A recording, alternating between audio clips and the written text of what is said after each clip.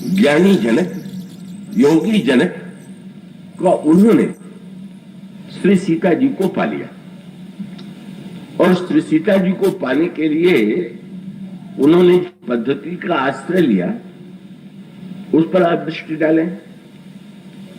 पृथ्वी और उसमें हल चलाना, तो पृथ्वी बिना अगर जुते हुए है तो एक स्थूल रूप में दिखाई देती है, और जब किसान हल चलाता है तो आप में से जिन्होंने हल को देखा होगा तो हल का जो वो भाग होता है वो नीचे वाला भाग बड़ा नुकीला होता है, क्योंकि नुकीला नहीं होगा तो वो उस पृथ्वी को ठीक ठीक का उसके अंतराल को सामने नहीं ला सकेगा।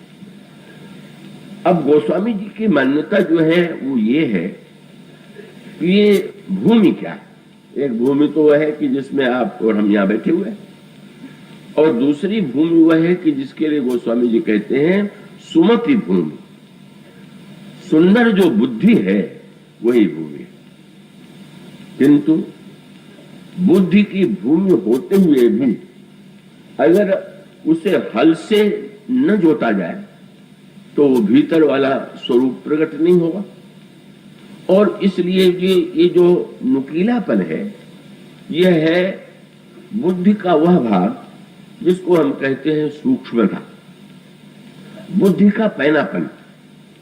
तो बुद्धि जो है एक तो ऐसी बुद्धि हो जो प्रशांत है, और उसमें जब ऐसी नुकीलेपन की ऐसा पैनापन कि जिस पैनेपन का उद्देश्य कई लोगों के लिए शब्द कहा जाता है कि इनकी बुद्धि तो बड़ी पैनी, तो पैनी बुद्धि सर्वदा सुखदायी नहीं होती।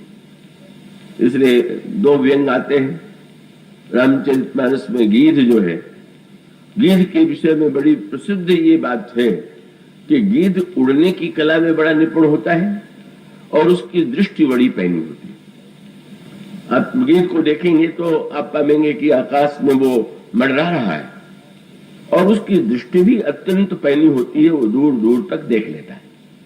किंतु रामायण में दो ऐसे गीधों का वर्णन किया गया जिसने का उड़ने के लिए पंख की कला का महत्व है और दूर दूर तक देखने के लिए तो दृष्टि का महत्व है। तो रामायण में जो दो भाई हैं जटायु और गीध, उन दोनों के जीवन में एक के जीवन में पंख का सदुपयोग है और दूसरे के जीवन में दृष्टि का सदुपयोग है। ये जो गीध है आकाश में बड़ी ऊंचाई तक अपने पंख के बल से उठ गया, पर पैनी दृष्टि से वो चारों ओर ढूंढ कहां रहा, गया तो आकाश में और उसकी दृष्टि दूर दूर तक पृथ्वी के चारों ओर देख रही है कि कहीं कोई पशु मरा हुआ पड़ा है क्या, और उस मरे हुए पशु को खोज लेता है दूर से और फिर मडरा करके उसी पर उतरता है और उसका मांस खा करके वो अपनी की तृप्ति का अनुभव करता है। मानो रामायण का व्यंग ये है कि अगर बुद्धिमान व्यक्ति बड़ा ऊंची उड़ान वाला हो, कई कवियों के लिए कहते हैं बड़ी ऊंची उड़ान करते हैं, कई व्यक्तियों के लिए कहते हैं इनकी बुद्धि बड़ी पैनी, पर व्यंग है कि ऊंची उड़ान और पैनी दृष्टि के बाद अंत में मुर्गे का मांस ही अगर खाना है, मानो केवल विषयों की ही प्राप्ति लेकर के अपने जीवन को दूसरे के शौक के द्वारा ही जीवित रखना है, तो ऐसा गीध होना किस काम। गीधत्व की सार्थकता तो तब है जब जटायु के समान तो या तो शक्ति थी और रावण यदि श्री सीता जी का हरण करके ले जा रहा है तो जटायु ने चुनौती दी, संघर्ष किया, और संघर्ष करने के बाद ऐसा भी हुआ एक क्षण की जब रावण ने जटायु जी के पंख काट लिए, उड़ने की शक्ति का लगता है कि अब समाप्त हो गई, लेकिन वो ऐसी अच्छी बुद्धि थी उनकी जटायु जी की कि प्रभु जब आए और देखा कि जटायु के पंख कटे हुए तो आंखों में आंसू आ गया। किसने आपको कष्ट दिया? उन्होंने कहा कि महाराज नाथ दशानन यह गति की नहीं, रावण ने ये गति की। प्रभु की आंखों में आंसू है, पर गिरिराज जी ने यही कहा कि महाराज इसमें शारीरिक कष्ट भले ही हुआ हो, पर एक लाभ तो हुआ है। क्या? कि जब तक मेरे पास पंख थे तब तक मुझे उड़ करके आपके पास आना पड़ता था, और आज पंख कट गया तो आपको मेरे पास चल के आना पड़ा। तो ये भी तो एक सार्थकता है। उसका अभिप्राय है कि बुद्धि की उड़ान के बाद यदि व्यक्ति के पक्ष कट गए, बुद्धिमान व्यक्ति भी तो पक्ष युक्त होता ही है, और वो अपनी बुद्धिमत्ता का अभिमान यदि नष्ट हो गया। गिरिराज जी ने चुनौती देते हुए कहा था रावण से, सीता जी से पुकार करके कहा था, सीते पुत्र करस जनित त्रासा करिहो जान कर नासा। पुत्री सीते, तुम चिंता मत करो, मैं इस राक्षस का विनाश कर दूंगा। तो ये तो बड़ी उत्साह भरी वाणी है, लेकिन ऐसा तो नहीं कर पाए। उन्होंने वीरता पूर्वक युद्ध किया, शक्ति भर युद्ध किया, और ऐसा भी हुआ कि जब उन्होंने कुछ क्षणों के लिए रावण को परास्त कर दिया, लेकिन उसके बाद भी रावण चैतन्य हुआ और रावण ने तलवार लेकर के पंख काट दिया। अब यहां पर अंतराल में गंभीर संकेत है कि रावण मूर्तिमान मोह है और अन्य कोई व्यक्ति तो उसे चुनौती नहीं दे पाता है, पर यह गीध जो है, जो बुद्धि का सदुपयोग करता है और वो मोह के घनीभूत रावण को चुनौती देता है। किंतु क्या बुद्धि में के लिए संभव है क्या कि वो अपनी शक्ति से मोह का विनाश कर दे?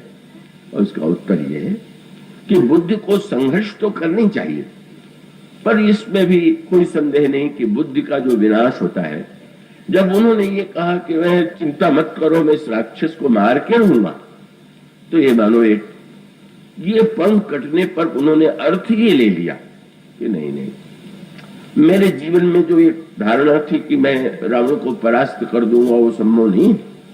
पर वो अपनी स्थिति को का अपनी मनोभावना को भगवान राम के सामने प्रकट करते हैं, और अंत में भगवान श्री राम उनकी बताई हुई पद्धति से ही सीता जी का अन्वेषण करते हैं और उसके बाद रावण का वध करते हैं।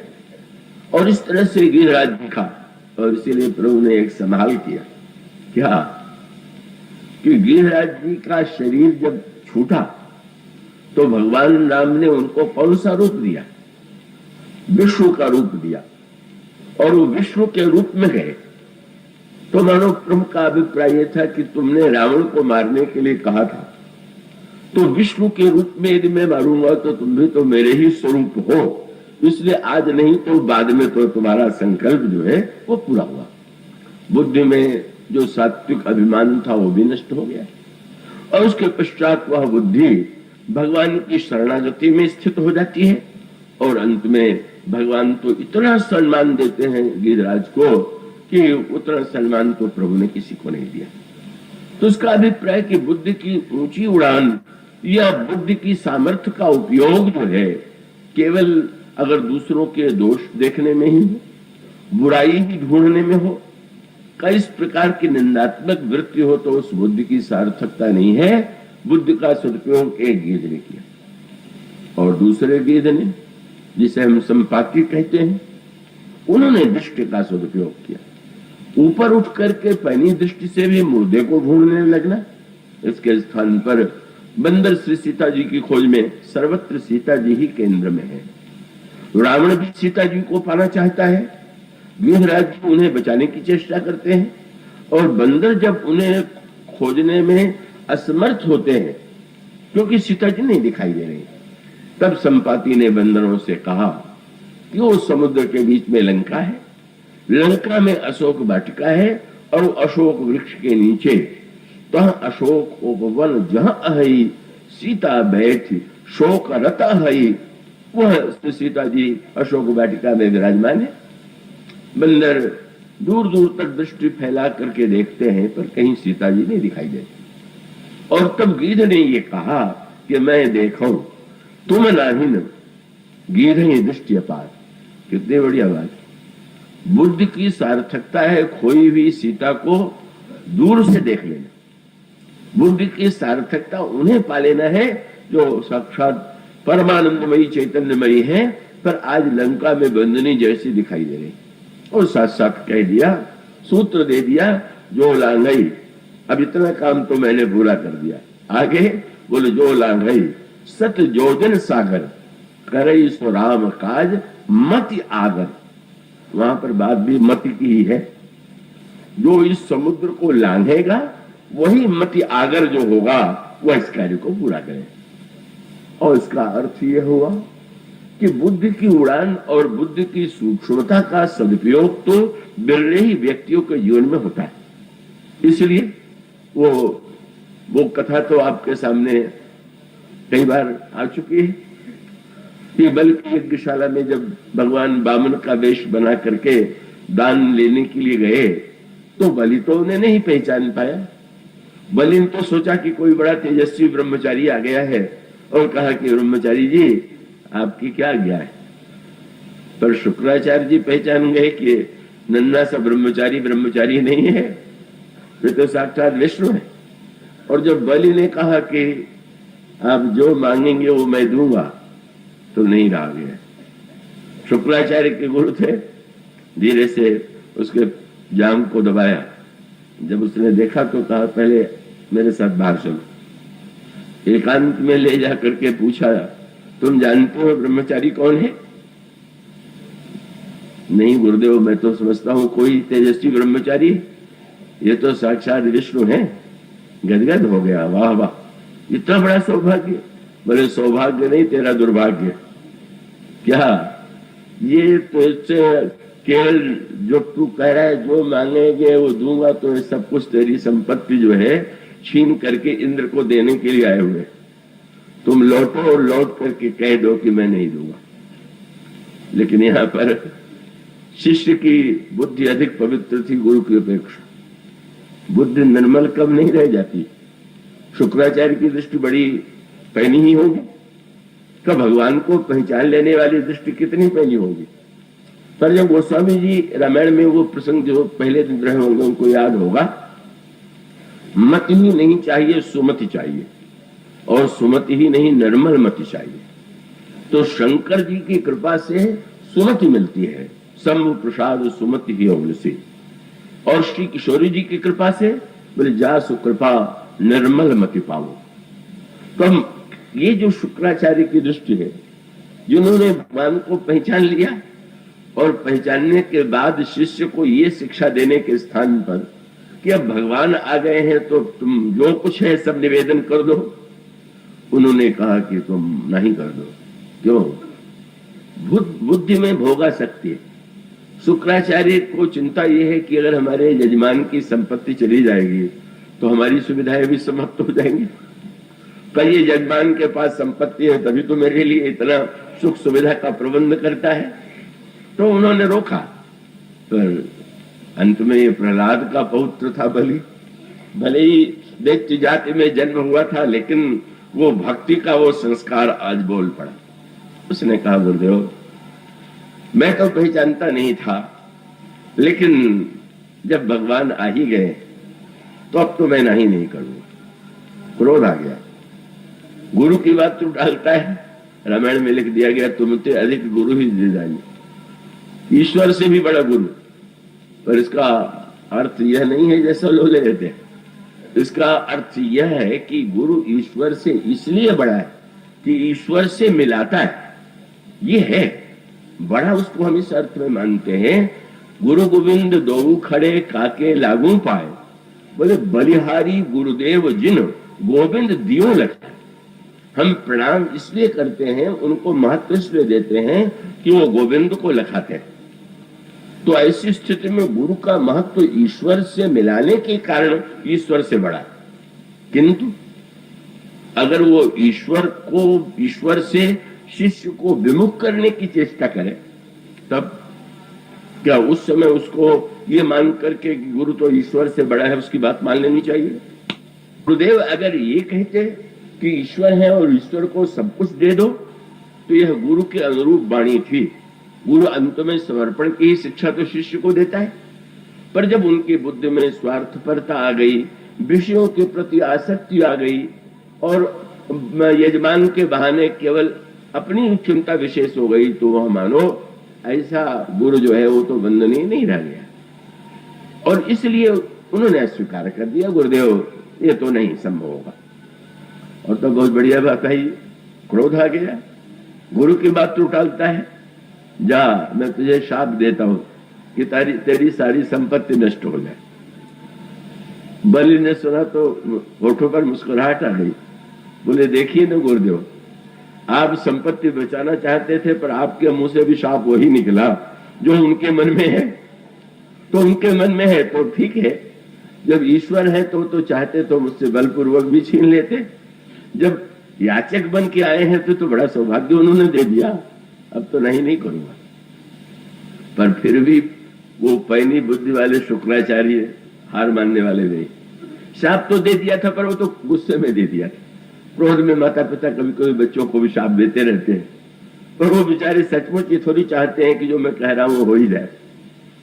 तो जब ये आया कि अब दान के लिए संकल्प लिया जाए, तो आपने देखा होगा कुश जो है वो हाथ में यजमान के दिया जाता है और जल दिया जाता है, और उसके बाद आचार्य जो है जल डालते हुए संकल्प बोलता है। तो जिस समय बलि के हाथ में दिया गया कुश और जल डालने की स्थिति आई, वामन भगवान जब कमंडल से जल डालने लगे ब्रह्मचारी के रूप में, तो जल निकल ही नहीं रहा, मुस्कुराने लगे। शुक्राचार्य जी को लगा कि जब जल की धारा गिर जाएगी तभी तो संकल्प पड़ा जाएगा, तो अगर जल की धारा ही मैं न गिरने दूं तो संकल्प नहीं होगा, तो मेरे यजमान की संपत्ति फिर भी बच जाएगी। यही विडंबना बुद्धि की है। इतना बड़ा ज्ञानवान, और ये भूल गया कि सर्वशक्तिमान ईश्वर का संकल्प जो है उसको रोका जा सकता है केवल किसी व्यक्ति के प्रयत्न से। और तब तो बड़े कौतुकी वामन भगवान थे, उन्होंने तुरंत बलि के हाथ से कुश ले लिया। आपने देखा होगा कुश का अगला भाग जो होता है बड़ा नुकीला होता है, और उसी से उन्होंने कमंडल को जहां पर वो बना हुआ था छिद्र, वहां जब छेद किया तो सीधे शुक्राचार्य जी की एक आंख में लगा, आंख फूट गई, रक्त की धारा निकलने लगी। वो तो निकल भागे बेचारे, एक गई है, दूसरा भी कहीं नेत्र फूट न जाए। पर आगे चल करके भगवान से जब उन्होंने पूछा कि आपने एक नेत्र छोड़ करके एक नेत्र फोड़ दिया, ये क्यों? तो उन्होंने कहा कि तुम इतने बड़े विद्वान हो, जानते हो अंतर जीवन में एक नेत्र नहीं दो नेत्र चाहिए। और नेत्र कौन से? बोले ज्ञान विराग नयन उर्गारी, ज्ञान और वैराग्य के दो नेत्र। तो तुम्हारा ज्ञान का नेत्र तो बिल्कुल ठीक था क्योंकि तुमने मुझे पहचान लिया, पर वैराग्य वाला नेत्र ठीक होता तो शिष्य को समर्पण के लिए कहते, ना ही करने के लिए न कहते। तो मैंने समझा कि आंख जब बेकार की है तो इसको फोड़ ही देना ठीक है। क्यों भ्रम हो किसी को कि दोनों आंख वाले, देख के लगता होगा कि दो आंख वाले हैं, वैराग्य रहित। महाराज आपने बड़ा विचित्र कार्य किया। कुश का प्रभु ने हंस करके यही कहा कि तुम्हारी आंख तो, ये संस्कृत में हिंदी में भी किसी की बुद्धि बड़ी पैनी हो तो कहते इनकी बुद्धि बड़ी कुशाग्र है। कुश का अगला भाग बड़ा निपुण। भगवान ने यही कहा कि तुम्हारी कुशाग्रता ने ही तुम्हारी आंख फोड़ दिया। इतनी कुशाग्र बुद्धि थी, मुझे पहचान लिया, न रोका होता न आंख फूटती। तुम्हारी ये जो कुशाग्रता है, जो जीव को समर्पण के स्थान पर भोग की दिशा में, आसक्ति की दिशा में, लोभ की दिशा में प्रेरित करती है, वो अत्यंत निंदनीय। और इसका अर्थ ये कि बुद्धि बड़ी पैनी हो तो क्या हुआ? अगर वो सुमति नहीं है और निर्मल मति नहीं है, बुद्धि में जो मल होते हैं उसका उसमें अभाव नहीं है, तो बुद्धि किसी काम की नहीं। महाराज श्री जनक जो है, ये जो सुमति भूमि का, ये जो मिथिला की भूमि है, ये सुमति की भूमि है। जनक जो है भगवान शंकर के कृपा पात्र है, और शंकर जी जब प्रसन्न होते हैं तो जा सुकृपा जब शंभु प्रसाद सुमति ही बोले सी। इन्हीं जनक को भगवान मां शंकर ने अपना धनुष भी दिया। जनक शंकर जी के भक्त भी, और वहां पर मानो यह मिथिला की भूमि जो है वो सुमति की भूमि, और उस सुमति की भूमि में जनक जैसा व्यक्ति जो हल चला रहा, लेकिन विशेषता यही कि संसार में किसान जब हल चलाता है तो बीज डालने के लिए, और यही हमारे जीवन का उपयोग है। हम जब भी कर्म करते हैं, बुद्धि का उपयोग करते हैं तो अपनी इच्छा को पूरी करने के लिए, पर जनक ने उसका उस दिशा में उपयोग नहीं किया। और उन्होंने जब वह हल चलाया जो अत्यंत नुकीला, इसके लिए रामायण में फिर उसकी ओर संकेत आपको जाएगा, जहां पर गोस्वामी जी भक्ति मणि का वर्णन करते हैं। और भक्ति मणि का जो वर्णन उन्होंने किया, भक्ति मणि कैसे मिलेगी, तो उन्होंने कहा पावन पर्वत वेद पुराना, राम कथा रुचिरा कर नाना, मर्मी सज्जन कुमति तो सुमति कुदारी, ज्ञान विराग नैन उरगारी, भाव सहित जो खोजई पानी, तो पाव भगति मन अति सुख खानी। और यहाँ पर वह कुदाल भी जो होता है वो अत्यंत नुकीला है, और इसका अभिप्राय यह है कि हमारी बुद्धि की सूक्ष्मता जो है वो मानो भक्ति की प्राप्ति के लिए, भक्ति मणि की उपलब्धि की दिशा में अगर उसका सदुपयोग होगा, सांसारिक कामनाओं की पूर्ति के लिए नहीं होगा, तो मानो वहां पर वो जो प्रकट हो गई साक्षात श्री सीता जी, जो मूर्तिमती तुरीयावस्था है, योगी ने उस तुरीयावस्था को पा लिया अपनी निष्कामता के द्वारा, अपनी बुद्धि की सूक्ष्मता के द्वारा, वासना के अभाव के कारण। किंतु तुरीयावस्था का सार्थकता, तुरीयावस्था का जो परम फल है वो तो ब्रह्म का साक्षात्कार है, और आज वही स्थिति पूरी होने जाएगी।